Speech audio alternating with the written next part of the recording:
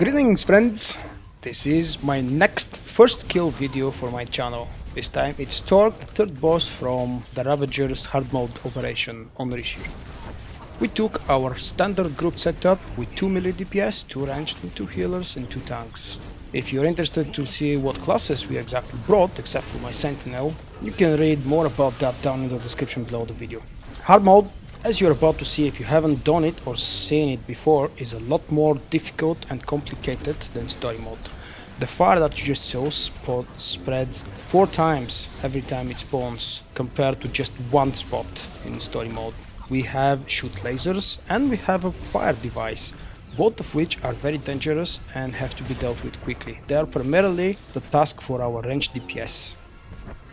Sometimes when we can, as melee DPS, we help with Shoots Lazers, but our main priority is to do the DPS down the boss.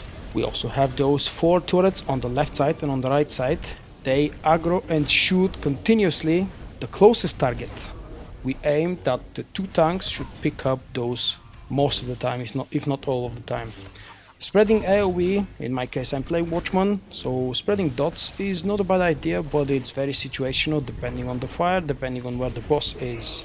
Speaking of the boss, our tanks are moving him in cross pattern, which means if the boss is in the far left console, looked from the entrance of the room, when he has to move, we're moving him to the close right console, trying to place the fire in the further corner of the room.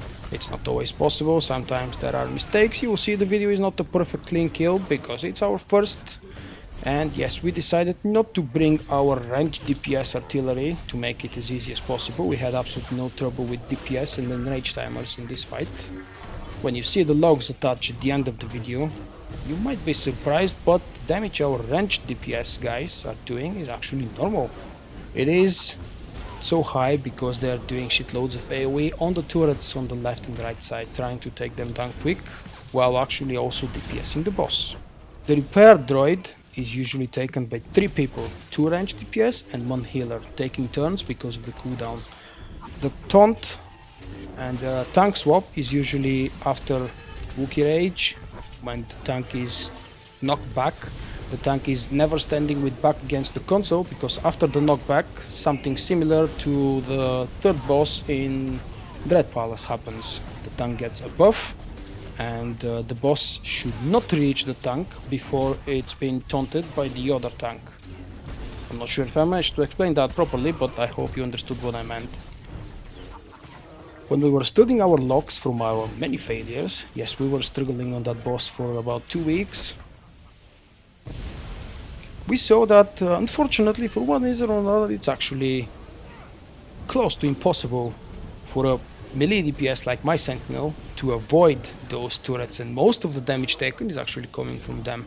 But our healers are awesome, praise the healers, so they don't let you wipe, and they did a good job.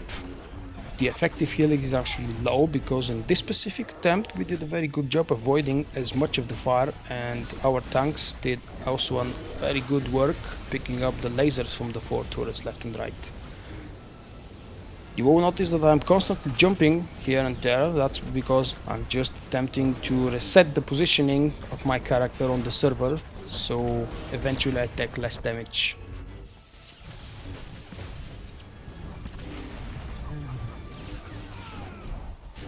The fight is relatively quick and it's still twice longer than story mode. The fire spots don't spawn all at the same time, so you have to be careful. Avoiding the first one that spawns under you doesn't mean that you will avoid the next one, which can also be on top of you. The fire device is usually always on the boss or close to it, which is very annoying for the melee DPS. That's it. I know that I've missed many things, but this is not a complicated and full detailed guide, it's just a walkthrough or a commentary version of my video kill. You might share some things that I have missed or some things that I could change in my personal gameplay that could be more beneficial.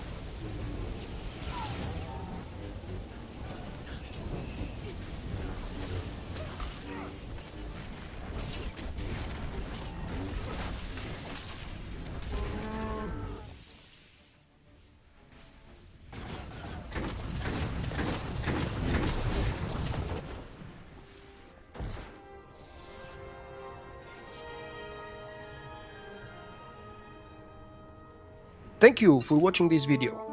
Remember, you can find me also on Twitch, Twitter and Facebook. For my non-Star Wars activities, I invite you to subscribe to my second YouTube channel.